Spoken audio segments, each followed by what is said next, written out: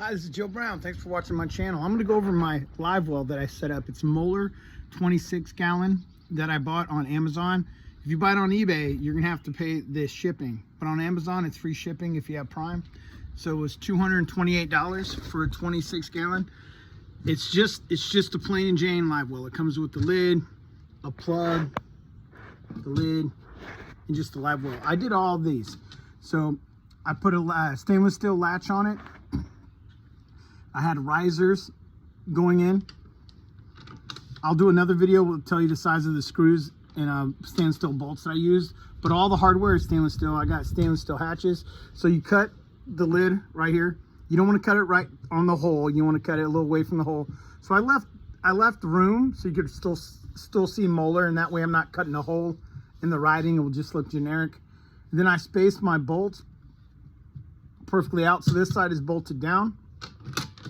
And then you can see the latch. It won't come undone when you're driving. Bait's not going to flop out. I had to cut a little notch right here so these two don't bump. But if you look up in there, I got shavings in there from where I drilled in it. But if you look up in there, I could have the strainer up against the wall. I'll probably do that and cut that down a little bit.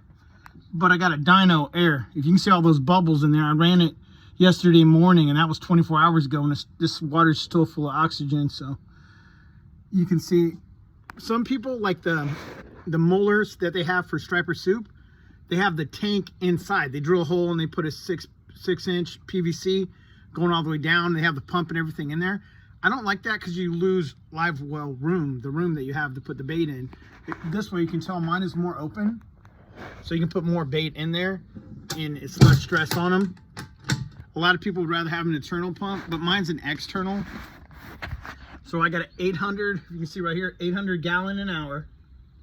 This is an in-home house filter right here. And this is for sediment. It's a sediment filter. So it's gonna catch all the scales and the poop inside that filter. It's an in-house one, so it's gonna filter the heck out of this. I'm gonna have the cleanest Livewell water ever. And then it go down here, it's going back in, and this goes to the dyno. And the air intake on the dyno right here was kind of unique that I used.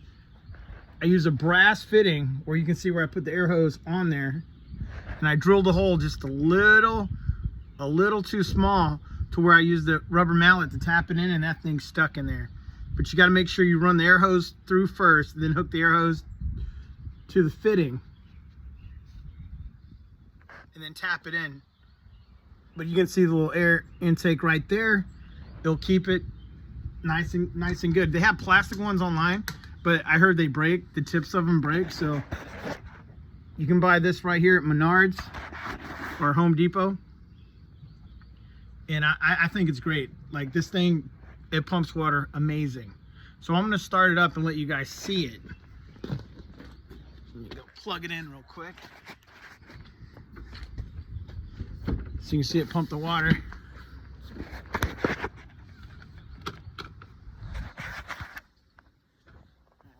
I can hear it on right now. Yeah.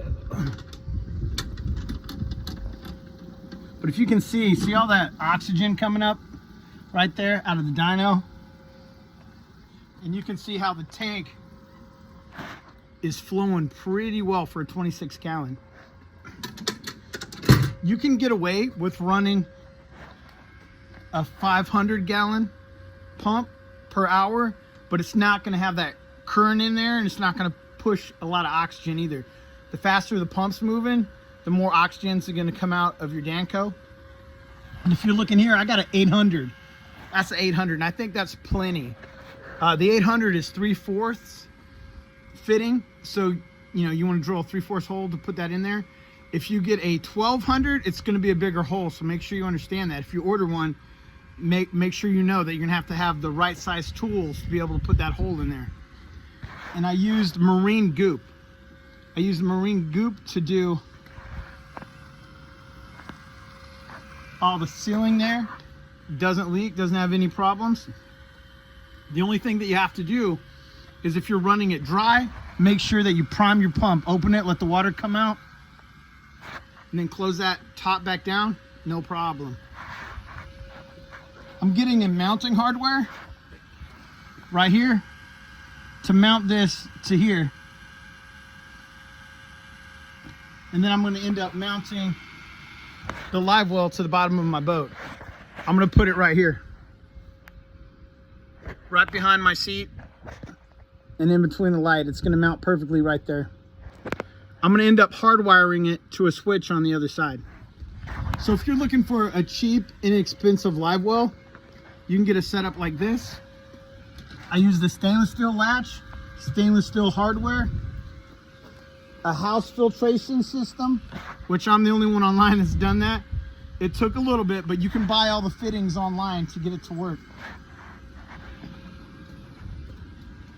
And you want to make sure this plug right here, a lot of people say they don't fit. So what you want to do is I put the plug, I took it apart, I put the rubber in, then I put the plug back together because it's a tight fit. And I don't plan on taking it out. I'm going to use another pump to empty it.